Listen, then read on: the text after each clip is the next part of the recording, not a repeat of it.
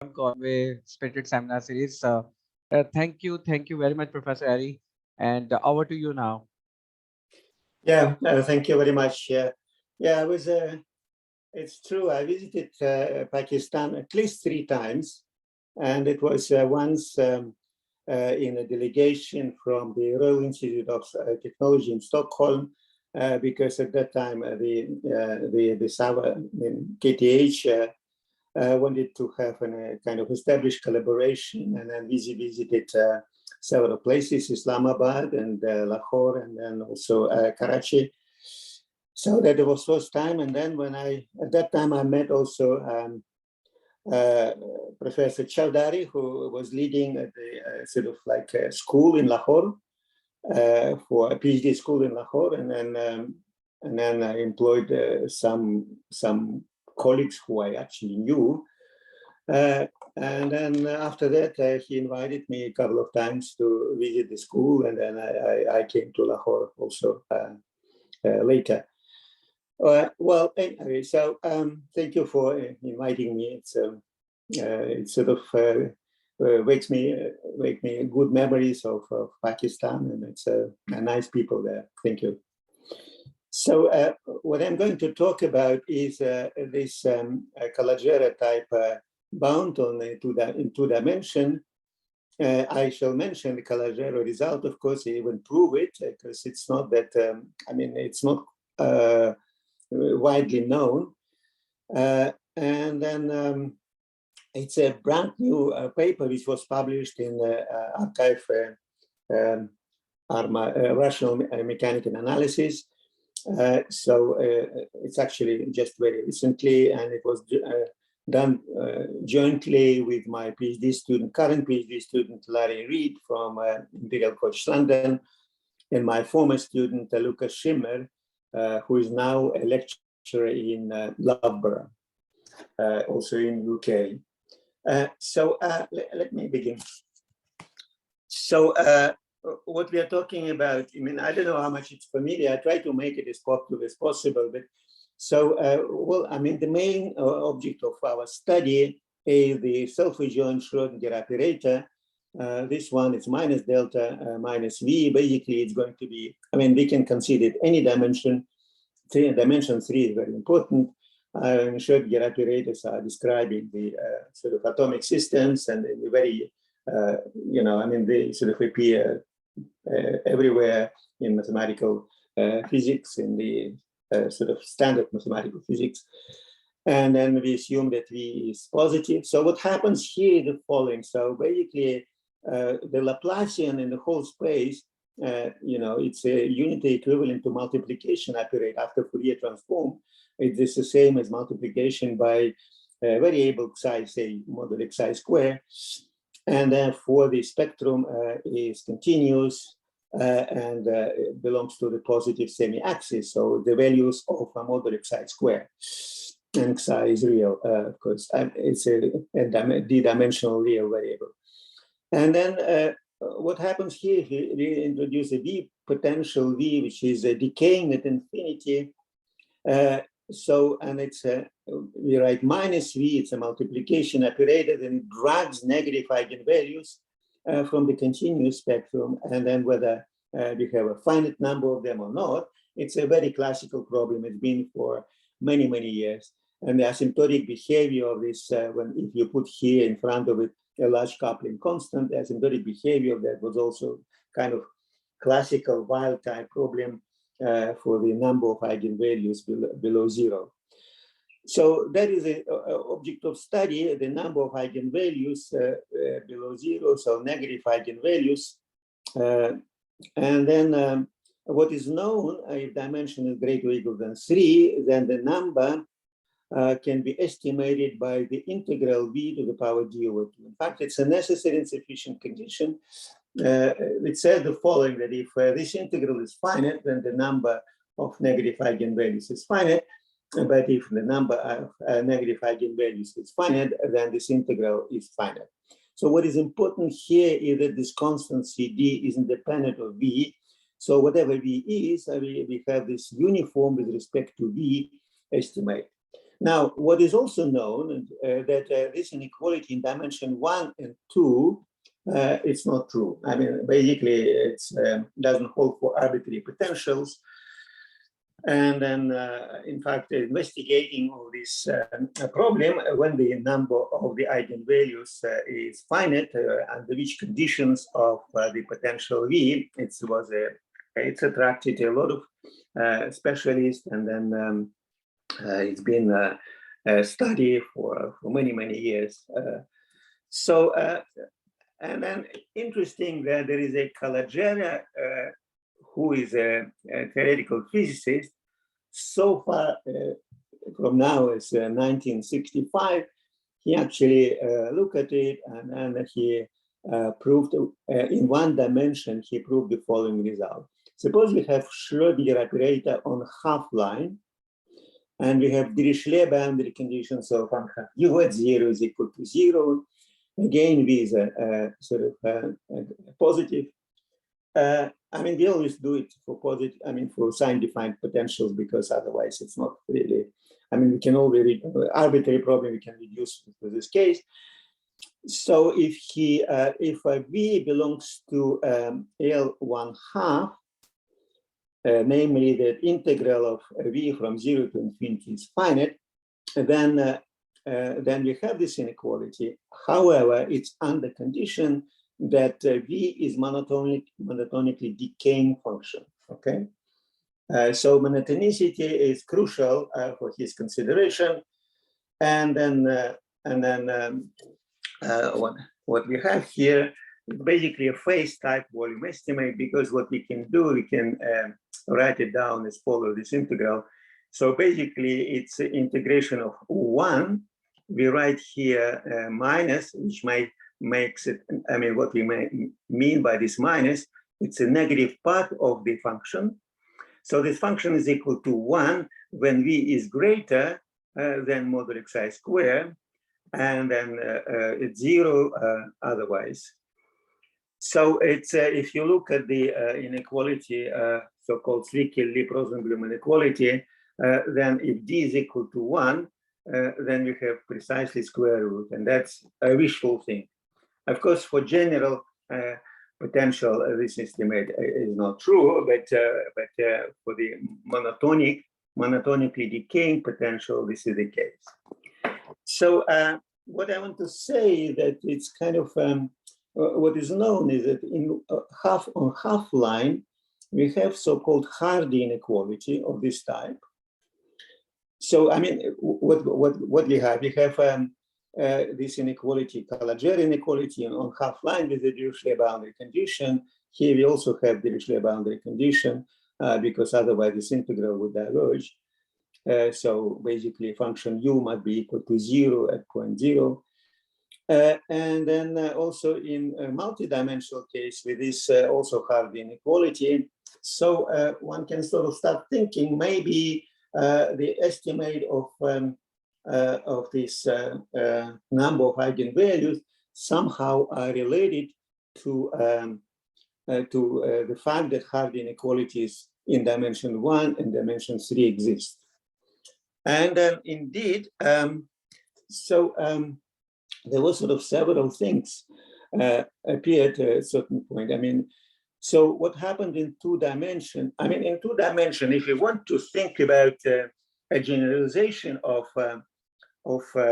say, Calogero inequality. So, of course, because dimension is equal to 2, we would like to have here the integral of V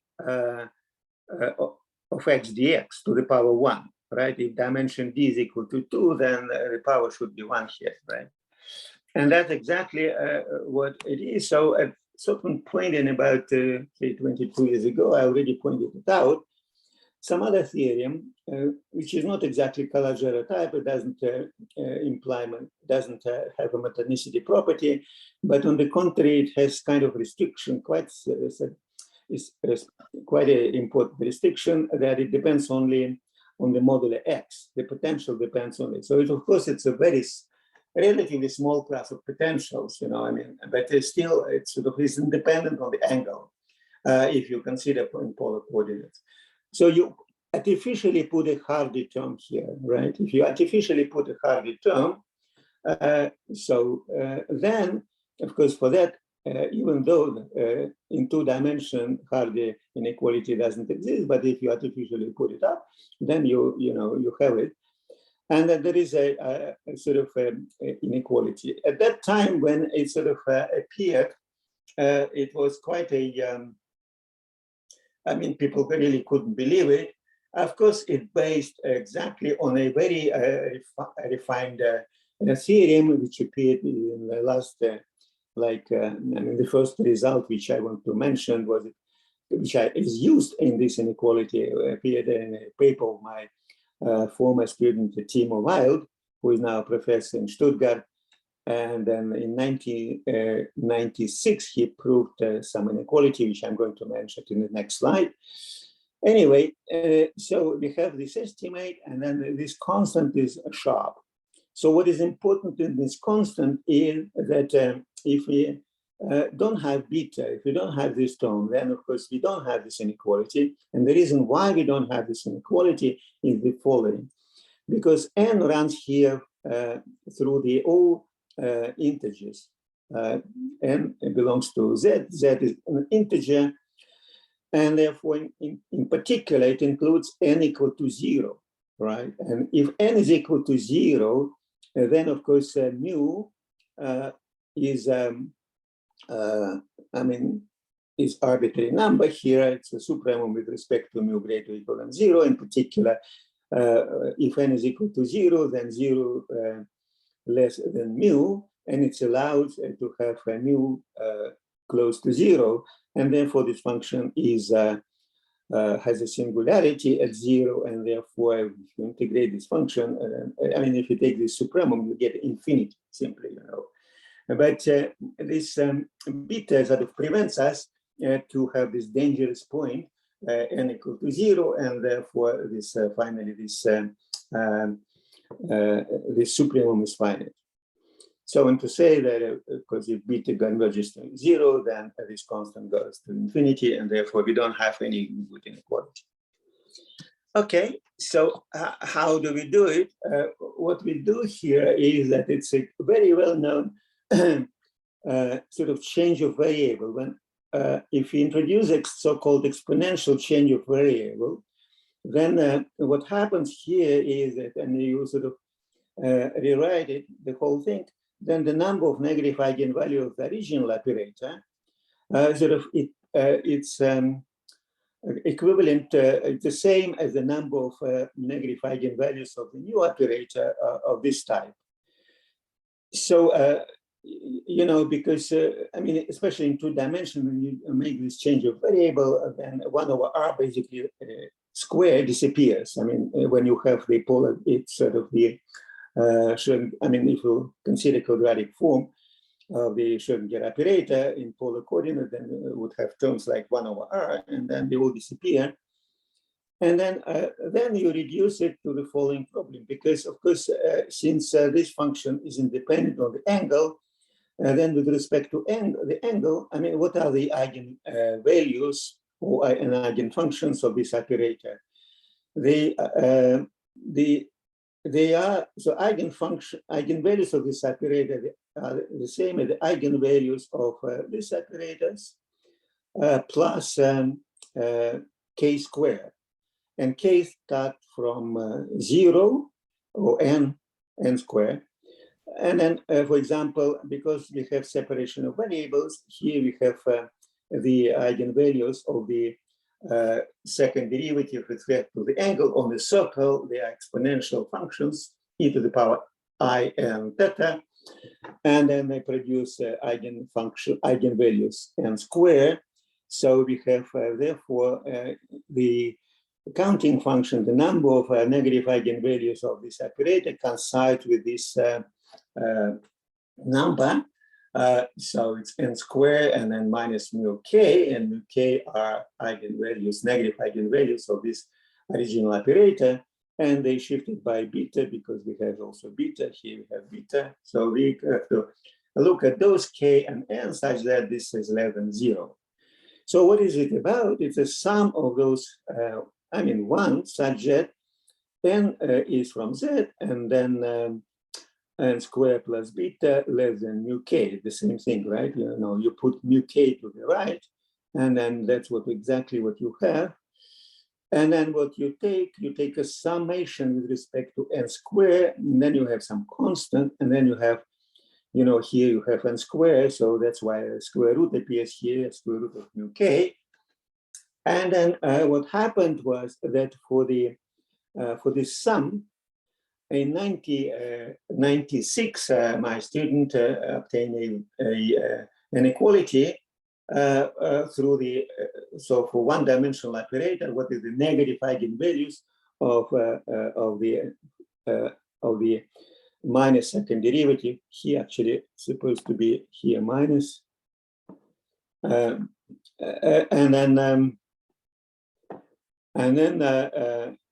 then he found that it's finite and it could be estimated through the L1 norm of the potential. And then when we return back from the exponential change of variable to our variable x and divide and multiply by the measure of the circle, which is 2 pi, we get exactly this integral. Now, another way of, you know, what we did here, we somehow artificially put here up a Hardy term. And there is another way of doing it, and it's to consider the so-called magnetic Laplacian with Aronoff-Bohm vector potential. So what is it? It's a this vector. It's a vector, right, in 2 dimensions, and it sort of gets like you consider curl of log modulo x. So you get a vector, right? It's exactly this vector. It's a and it's a this vector is parallel to the circle. If you think about, I mean, what it is, and then alpha. It's usually in physics. It's considered to be a flux, and it was introduced by Aronoff and Bohm. This kind of vector potential, because if you take what is it? It's a gradient or divergent, better to say divergent of this, or multiply scalar with a gradient, the same. Then you get basically delta function. So I mean, physically, that's what you see. You don't see vector potential, but you see the value of the divergent of the vector field, and then basically it's only 1 point. And then what was very surprising for people is that if you put a, say, in scattering theory, if you put a wave, even the wave it doesn't go through point 0, then it still sort of have a great influence in the distribution of the wave due to the fact that there is a singularity at point 0. So anyway, so what is known is that it's also a paper of myself and Timo Weil that we proved this inequality. And this is a Hardy type inequality. And then instead of beta, you see, if alpha is not an integer, then we can always have non-trivial beta. So we have like beta divided by modulo x squared.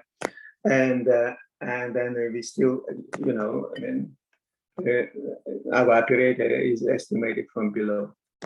Now, so how to prove it? It's a very simple proof, by the way. So it's sort of, so what you have is that you take our u in polar coordinates and fix r. For each r, you can write a Fourier series with respect to theta. So u and r are Fourier coefficients of function u depending on r and theta. And if you introduce a polar coordinates here in this integral, then it becomes the following, becomes this expression, r dr is Jacobian, and this is derivative with respect to r. And by the way, there is an, yeah, so what happens is the following, and then what happens is the following. So you forget about this term, because this basically, this term usually doesn't contribute to the inequality, hard inequality. That's why the hard inequality in 2 dimension doesn't hold, because this term basically has no contribution. We can look at this term a little bit more careful, and because of the shift, when we substitute this sum using the Parseval identity, right? We can use Parseval identity here. And then we just take Fourier coefficients. We take, instead of u, we take Fourier coefficients here, and then we substitute instead of u this sum, and then when you take the derivative of the exponential, we have n, right? And then minus alpha, and then n minus alpha square, and that is exactly Parseval identity, and this is what we have.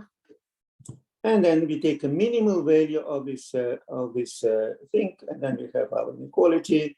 And using Parseval identity again, that sum of the Fourier coefficients of function u is equal to integral modular u with respect to theta, we eventually come to this point, and then so we eventually come to this point. I mean, we write it in polar coordinates, integral modular u divided by r square, and then we come back to the usual coordinates x, and we obtain this final inequality. So we have hard inequality even in 2 dimension, which we usually don't have in 2 dimension, but with a magnetic Laplacian.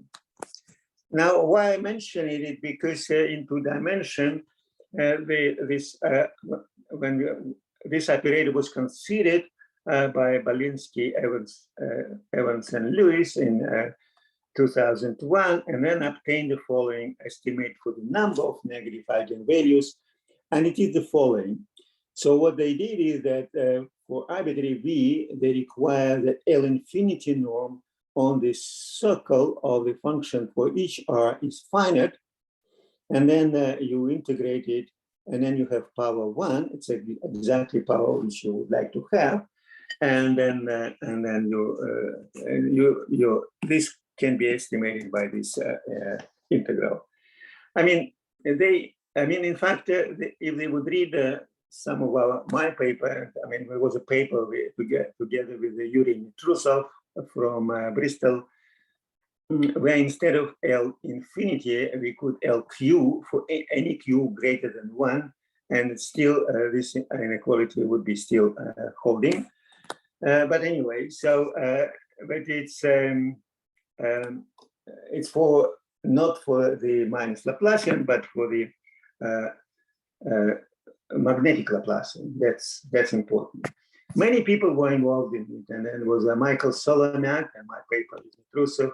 My paper is Solomiak, Rosenblum, Solomiak, Grigorian, Nadirashvili. Nadirashvili is in Marseille, and then Grigorian is in Tsinghua now. Used to be in Germany, and then Shargoratsky in King's College London. The best known result belongs to Shargoratsky. He introduced inequality with the estimate through V in Orlich, so-called Orlich classes. So it's very refined inequality. Okay, so let me now come to our result, which is sort of a basically generalization of Calogero inequality. So let's consider half space. X1 is greater than 0, X2 is arbitrary. We have a potential which is greater or equal than 0, and then we have our Schrödinger operator with the on half space with the Dirichlet boundary conditions at point x1 equal to 0. And then we have a monotonicity. The monotonicity with respect to x1. So V is monotonically decaying with respect to x1. So when if x1 is greater than x1 prime is greater than x1, then the value of V is greater, right? Of x1 is greater than V of x prime 1. Okay.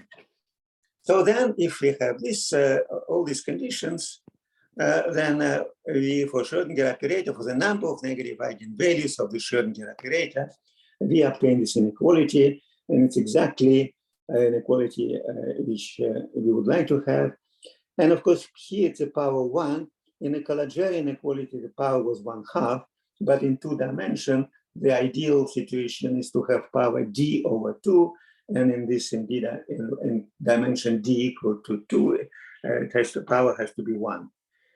And then we even obtain some estimate on the constant, but of course we don't know if it's sharp. We know that it's not sharp.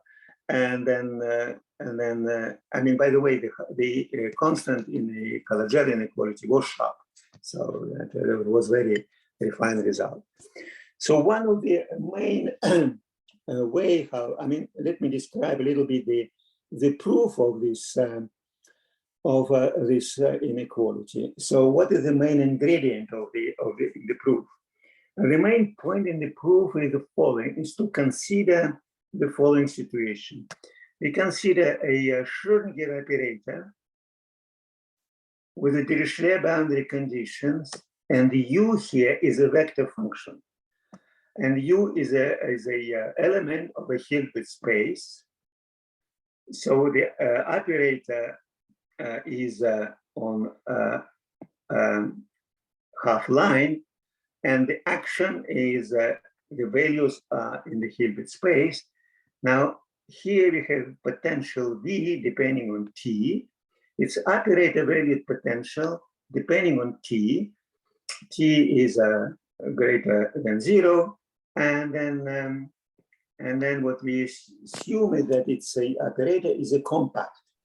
The operator V is a compact for each T. So we assume that it's also sort of non-increasing and satisfy this inequality. It converges to 0 when T converges, I mean, norm converges to 0 of this operator when T goes to infinity. And then what is the fact that it's non-increasing? That if we have this T less than S, so what is it, for example, when do we say that one matrix is greater than the other matrix? So what we do, I mean, say, for example, what happened that A1 is greater than A2? Say we have 2 matrices. That basically means that if you take A1 X vector and then take scalar product, then for any X, we have this inequality, right? A2 X, X, right? That's exactly what we mean here.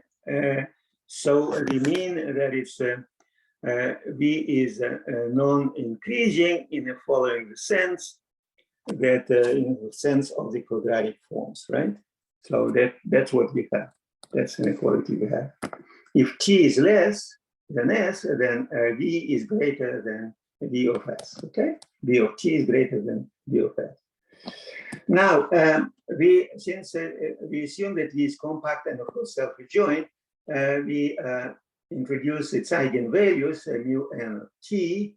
It's a positive eigenvalues because we assume it to be a positive operator, and then self-adjoint. So we have these eigenvalues and we enumerate them according to the decaying to zeros. Compact operator has eigenvalues converges to 0, and then mu1 is the biggest one, and then mu2 is the next one, and mu3 and so on. So of course, we assume that the sum of the square roots is finite. And then a proposition which we have here is the following, that if V is greater or equal than 0, non-increasing, and then for the number of negative eigenvalues of this operator, self-adjoint operator, a beta, which we introduce here, is an operator in L2 R plus H. We have the following inequality through the sum of the negative eigenvalues. In fact, the sum could be infinite here. I mean, in principle, you might have infinite number of negative eigenvalue for this operator V, about the operator V. Okay, so how do we prove it? You see, we also have, what is important here, we also introduce the so-called Hardy term, right? I mean, beta is greater than 0. So this is something which is important for us. because we are getting into trouble. So what we do, we take a semi-axis and split a semi-axis into intervals, right? Say k here is arbitrary integers. So when k is positive, then you have bigger and bigger intervals. But when k is negative, then you have smaller and smaller interval. And all this interval belong to the half line 0 infinity. Okay. And then what we do, we introduce a Neumann boundary condition of this interval. And of course, when we introduce Neumann boundary condition, what we do, we, in principle, when we consider eigenfunctions of the operator A, this original operator A, they have at the end of these intervals, then they have a matching conditions. But if we introduce Neumann boundary condition, we allow it to be free. So we have more and more test functions. And therefore, once you have more test functions, then according to the, if you test your test functions minimax, sort of standard minimax idea of when you have compute the eigenvalues, you have more test functions, then eigenvalues become more and more eigenvalues. So negative number of negative eigenvalues of this sum is much bigger than the number of negative eigenvalues of this operator, because simply due to minimax theorem. Now, then what it means that it basically due to monotonicity, and this is very important. I mean, once you have monotonicity, then at each interval, this to k plus 1, we can subtract more by instead of t, here we write the bigger value on the interval, which is achieved and which is exactly at 0.2 to the power k due to the monotonicity, right?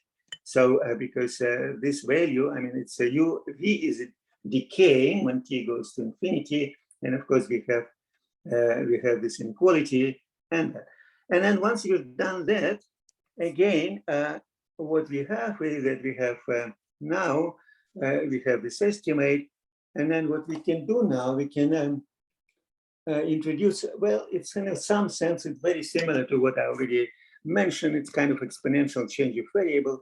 So we have this change of variable for each t belonging to this interval.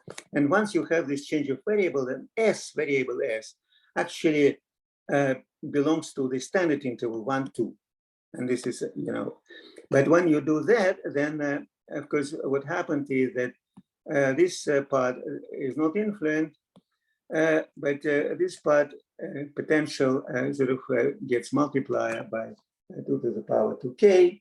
And then we review this, the original problem to the study of the sum of eigenvalues, negative eigenvalue for this operator. But we see now, we can again also put the minimal value because it's positive operator, right? Here we put the maximum value because of minus, and therefore the negative part of the operator becomes bigger, right?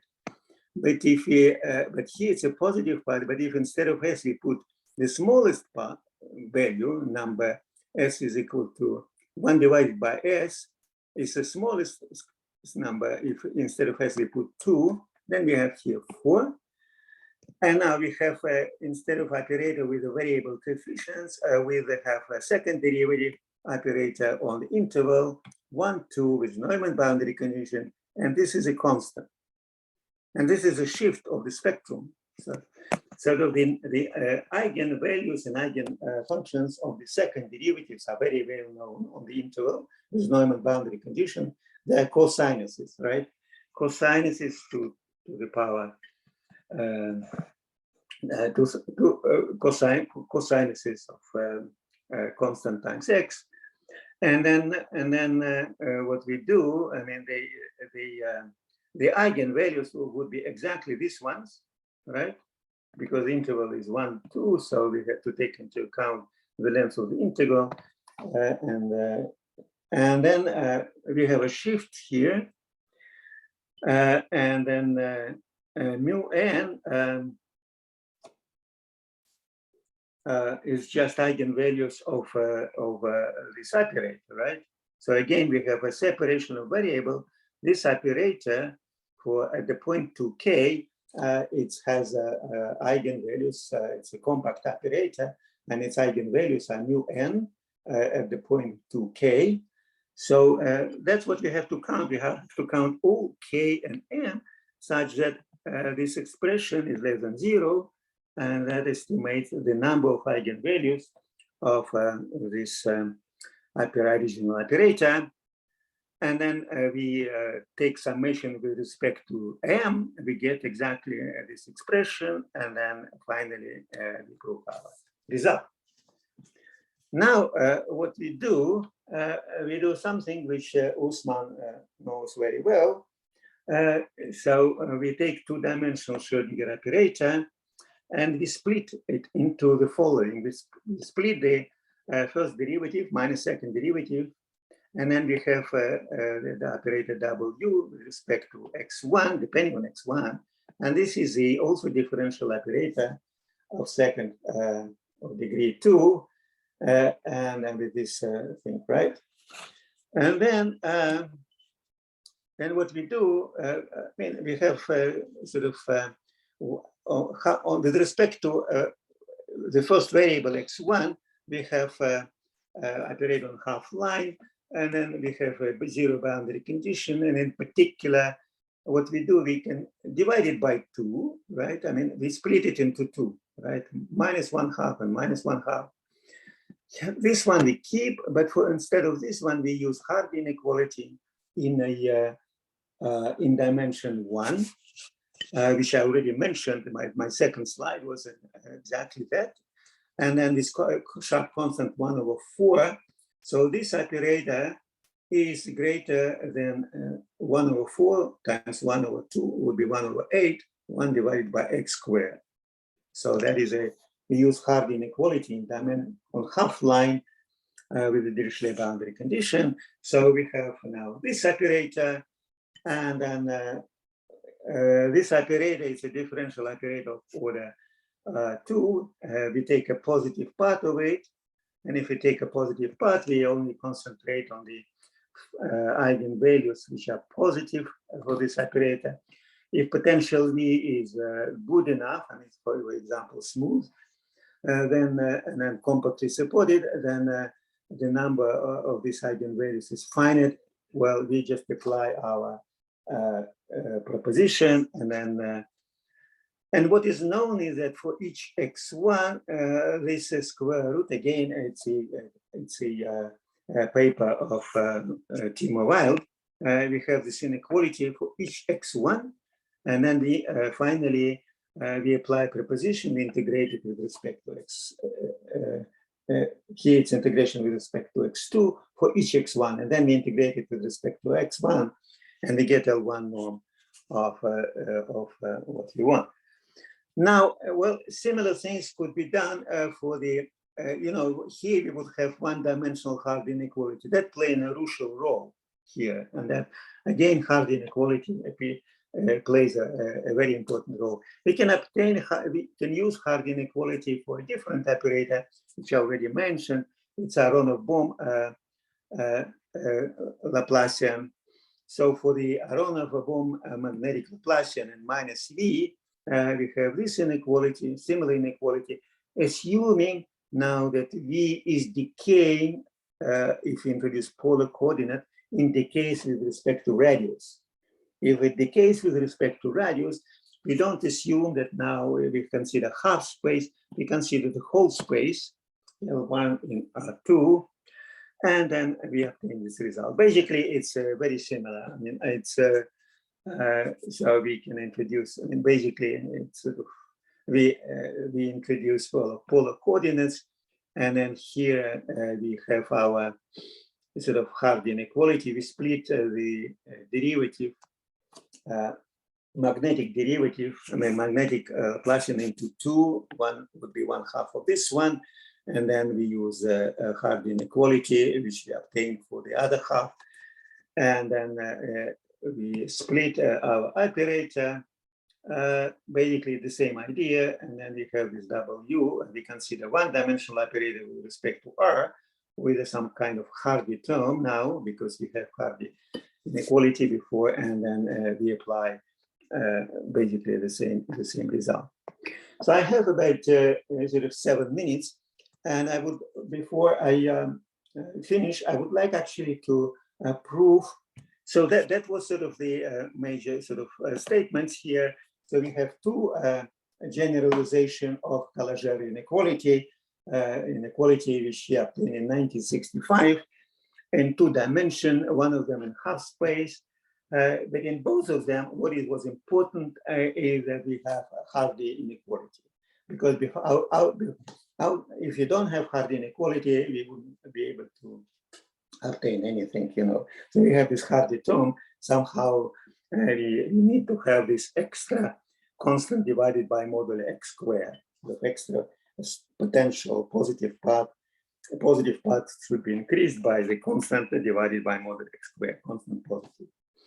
Now, Calogero had Hardy inequality immediately, directly, but he didn't use it. He had some kind of other inequality. I mean, in order to prove it, he had some other result, but of course it's purely one-dimensional. You can't really generalize it to any dimension. In fact, the point here that if you look at the Calogero's paper, I mean, when I look at the Calogero's paper, I don't understand anything, you know. But and it's as a typical physicist, you know. Then, for example, when you look at the papers, mathematical physics, they don't have theory and they don't have proofs. They have just text, you know. In the end, you can say that some statement could be theorem and some of the arguments could be a proof. But it's just very difficult to extract it. So the style of writing papers in for theoretical physics are very different, you know. Anyway, so, and then the only place where I could find a kind of a proof of Calogero inequality was in a book of Reed and Simon, and he has all these kind of inequalities, including Parman inequality and Calogero inequality and the Birman-Schwinger principle, and some other inequalities. But he proved a Parman inequality, but for the number of negative eigenvalues. But he didn't prove the Calogero inequality, but he had an exercise where you have 2 hints.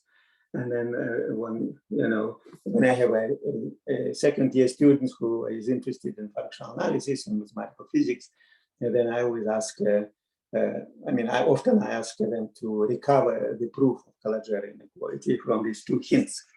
So let me just give the proof, just entertaining, in the following. So we consider the major point of the proof is the following.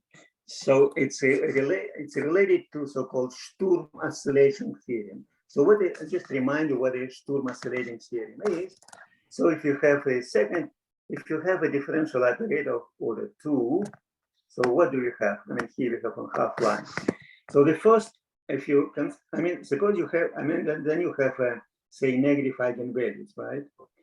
So then what happens here is that, so the functions, eigenfunctions are defined on half line, and the first eigenfunction could be chosen positive, so it has no zeros.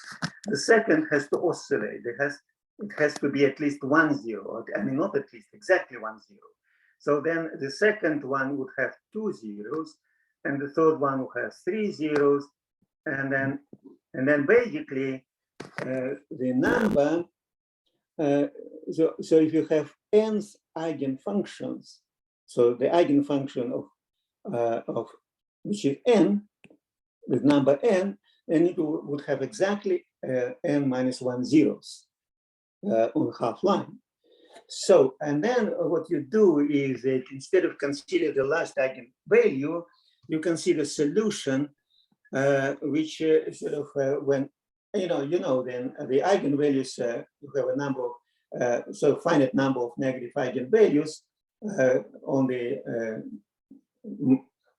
half number of negative eigenvalues. But then what you consider this equation, and this equation gives you u, which has a number of zeros would be greater than the number of the zeros of the last, the eigen function closest to point 0, right, from the left. It's negative, but closest to point 0. And then we consider, so the idea is to consider this equation, and then of course you have Dirichlet boundary condition as Calogero had, and then you can always normalize the derivative, which is not 0, it cannot be 0, otherwise it would be, this is not possible to be 0, because otherwise you have overdetermined system and u has to be 0. You consider, the trick here that you consider tangent of g, you introduce a new function g, and that is exactly this one.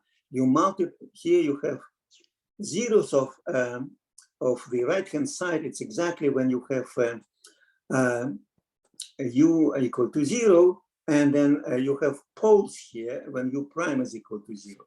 Naturally, of course, if you have the, the function u has the zeros, and it has, and then the derivative also have zeros, because of course, if it goes like this, then at certain point, then derivative has to be 0, right? And therefore, so you have points zk and pk, right? So that's k, it's when this tangent is equal to 0, and the pk is points where this tangent is equal to infinity. And then tangent is equal to infinity means that g has to be pi over 2, and then this tangent is equal to 0, meaning that this g at point zk has to be equal to 0. So this is important. Okay. And then what you do, you take this expression and you derive with respect to x, taking into account this identity, because u satisfies this equation, right?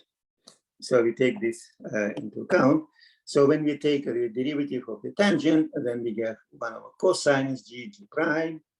When we take this derivative, we get the first term would be lv prime divided by 1/2 v to the power 1/2. This is left in peace. Then when we derive the numerator here, then u prime disappears. We get exactly this one. And then when we take the derivative of the denominator, we have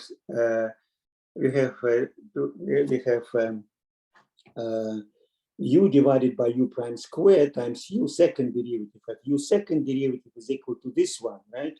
And we substitute u second derivative, we get extra u, and we have u divided by u prime squared, and then the power v would be 3 over 2.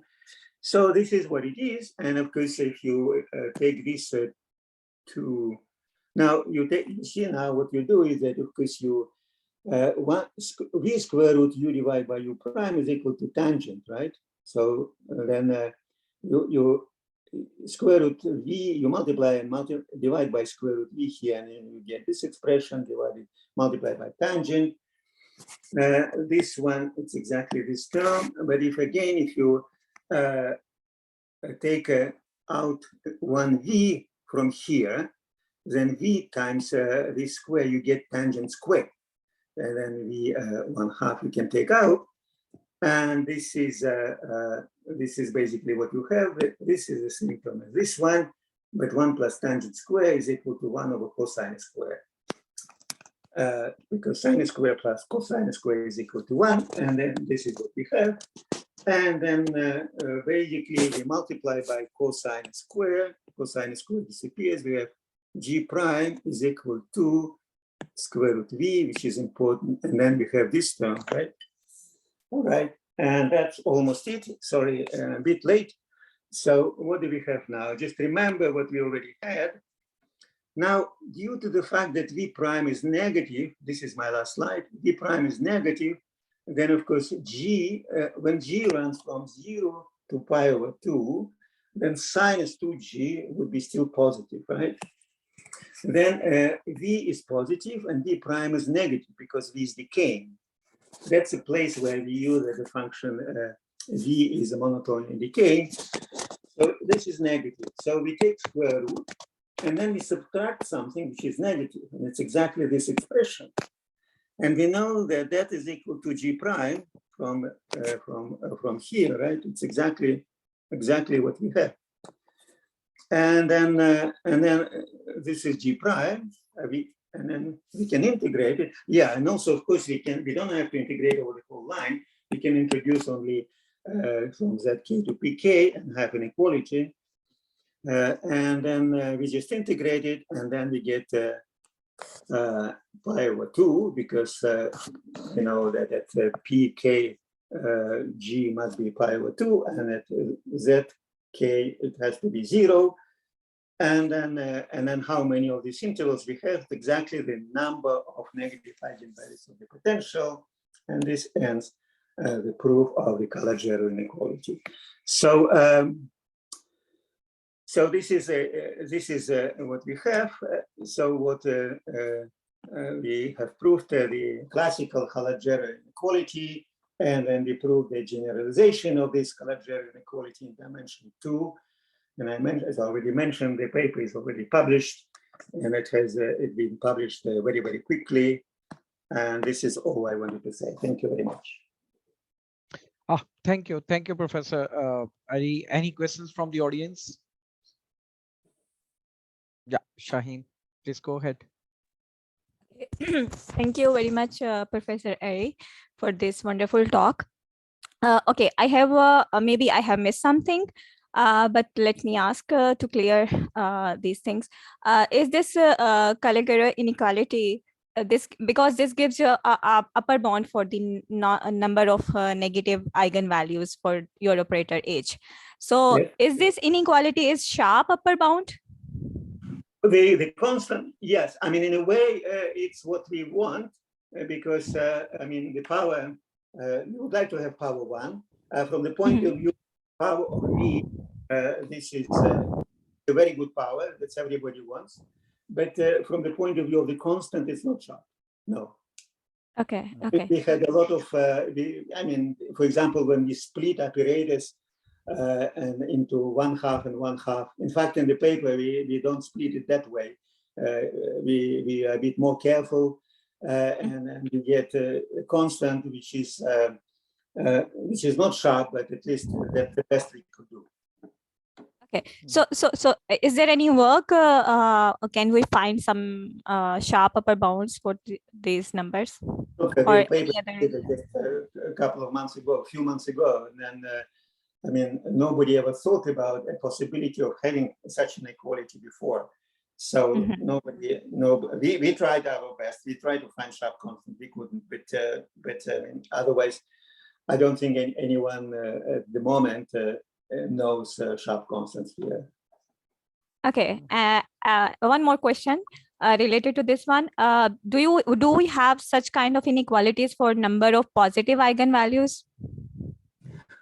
No, positive eigenvalues don't exist because the spectrum type of operators, what we have, decaying operator. So in general, when we study decaying potentials, then say, so I mean, in general, this kind of inequalities we have. Okay. Got it. The positive spectrum is continuous. It's from 0 to infinity till the whole interval because of the Laplacian. On the Okay, got it. Thank you, sir, very much. Yeah, thank you for your questions. Thank you. Thank you, Shaheen. Yeah, Usman, go ahead. Usman, we can't hear you.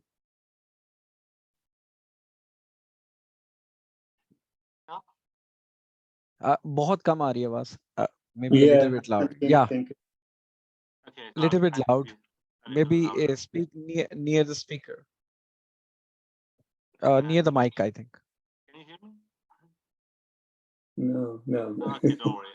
We can hear, but it's like it's coming very far from the mic. Okay, no worries. I write it down. All right. Okay. Well, we can talk. You can write to me, of course. We can talk anytime. Yeah, sure.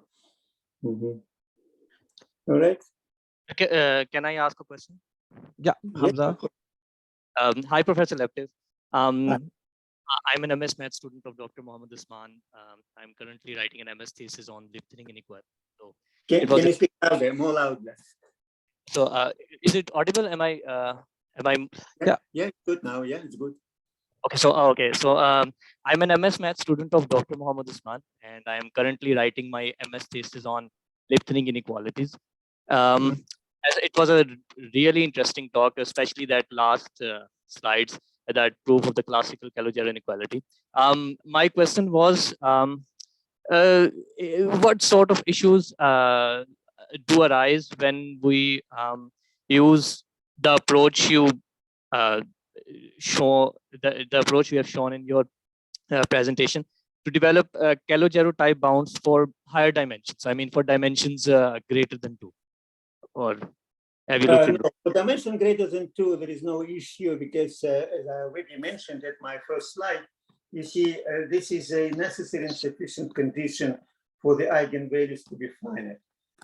This inequality, which we call Zwicky-Lip-Rosenblum inequality, this one, in dimension greater than or equal than 3, it's all very known. I mean, this one, you know. I mean, what is not known here, it's a sharp constant here. Oh, okay. So what I want to say that, I mean, this inequality, the belonging, if V belongs to the class LD over 2 on the whole space, then the number of eigenvalues is finite. And if it's finite, then this integral is finite too. So it's necessary and sufficient condition. What is not known is that this constant, the best value of the constant, at least in 3 dimensions, is known from the time almost 40 years ago by he found it's by Elliot Leap in the paper of Elliot Leap, and he's very proud having still so many years this constant to be best known from his paper. But at certain point, Li and Yao claimed at the beginning of the 80s, then they claimed that they found a better constant, and then it wasn't true. And then in the end, it's actually Lip's constant was better. So it's a big thing about slightly improving this constant. I think Dirk Hundermack from Germany, he tries to improve this constant, and he succeeded in certain cases. For example, in higher dimensions, he succeeded to get a better constant than Lip's constant, but in dimension 3, Lip's constant is still the best. So. Okay, right. Thanks. And maybe this is another question is, can I use your approach? I mean, have you seen something about developing Calogero type bounds for Dirac operators? No, I mean, basically, if you speak about the Dirac operator, first of all, there isn't such a concept as negative eigenvalues, because a Dirac operator usually has a gap, right? Yeah. And it has a positive continuous spectrum and negative continuous spectrum. So there was some papers studying how many eigenvalues you have in the gap. It's not an easy problem. So, for example, one type of problem which people could consider, actually I had a paper with Biermann quite some time ago, and there was a paper of Klaus, and there were some other papers saying the following. Suppose you have this operator, and then you have potential which is equal to alpha V, right, like this. And alpha is positive, and then you have, say, Dirac operator, and then minus alpha V, and then you have a point in the gap. So you have usually gap minus M, say M, and then you have a point in the gap. And then what happens if, say, alpha is equal to 0, there are no eigenvalues here in the gap, and you have only a continuous spectrum here and here. But then what happened is that suppose you fix a point here, right? And then you make alpha running from zero to to infinity. Now the question here is how many eigenvalues passes through the point when alpha increases, right? For example, this type of problems you can do. And then there were some papers about it, and then I mean, you can use a sort of functional analysis technique of studying it. But actually, you see it's not quite clear. So what you can do, for some, say, small potentials where you have a finite number of eigenvalues in the gap, and for some small, what happened is that if you basically, when you start increasing alpha, right, then what happened, you have an eigenvalue sort of appeared here from the so here V is greater or equal than 0, right? And then the eigenvalue appearing from the continuous spectrum, it goes to the left, and then eventually, when alpha is large, this eigenvalue disappears in the continuous spectrum. You see, that's what happens typically. And of course, if this alpha is small enough, you might have a finite number of them, and then you might study how many eigenvalues you have. But I haven't seen such papers. It's very delicate, because here the operator is not semi-bounded, so many things here sort of don't work properly. Okay. Okay, thank you. I mean, it can be thought of as an open question, right? Yeah. Okay. Thank you. And just wanted to say it was a really nice talk and an honor to have you in this John Conway Spirited Seminar Series. Really looking forward to reading your new book on lifting inequalities. Yeah. Thank you very much. Thank you. Yes, I do my best. Okay. Thank you. Yeah. Thank you, everyone. Professor Laptev, I have one question, but this is quite a naive question. Please pardon me. I'm just curious about how the physicists are viewing these potentials. So, what when they are discussing about these kind of bound from physical point of view, as you mentioned in your talk in the first part of your talk, that that was one of the physicists who was discussing about these kind of n of h, these kind of bounds, but there were no proof, so they do everything from physics point of view. So yeah, no, I just mentioned that I had a paper with one of the physicists who was employed at our department, and it was a big trouble, because I tried to persuade him to write a mathematical paper, but he was a very stubborn guy, and then in the end, there is one paper, I have one paper in my lab where there are no theorems and no clear statement of theorems and no proof statements of proofs, but because he was very stubborn, he wanted to write his way, and I gave up at the end, So did you ever try to discuss with some physicists how they are getting no, it's not part of discussing. That's the way how they do it, and after that, I noticed that all of them are like this, sort of basically, yeah. And what about the applicability? I'm just curious about whether these kind of bounds are of interest of physicists. Oh yes, basically while asymptotic, the thing, yes, absolutely. No, for example, these kind of bounds, they are used, we discussed this bound related to the number of negative eigenvalues. It's a classical problem. And that's now related to this sort of Zwicky-Rosenblum. It calls by Barry Simon, and in the book Reed and Simon, and then they started calling it Zwicky-Rosenblum inequality. There are about 6 or 7 proofs of this inequality with different proofs, Then also the next thing is that people study in physics, especially, they study this kind of inequality, which calls Liptirian inequalities, and this is modulo lambda k to the power gamma. And then through this integral, some constant integral v to the power gamma plus d over 2x dx in the half. So, and then when gamma is equal to 0, then we study the number. That's exactly when the number is equal, the number of eigenvalues. So this could be kind of considered as a generalization of Zwicky-Rosenblum inequality. If gamma is equal to 0, we get exactly sum of the ones. And this is coincide with the number of negative eigenvalues. And these particular inequalities, and especially with gamma equal to 1 and gamma and the dimension 3, it's extremely useful for the questions of stability of matter. Now, it turns out that these kind of inequalities are extremely useful for the study and the theory of Navier-Stokes equation, for the study of the dimension of attractors in the theory of Navier-Stokes equation. The third application, which I know, is that it's a very important. I mean, people study all kind of properties of Schrödinger operator, and in particular, very important is that the study of the continuous spectrum, not only for the discrete spectrum, but continuous spectrum. If your potential is periodic, then you have gaps in the continuous spectrum.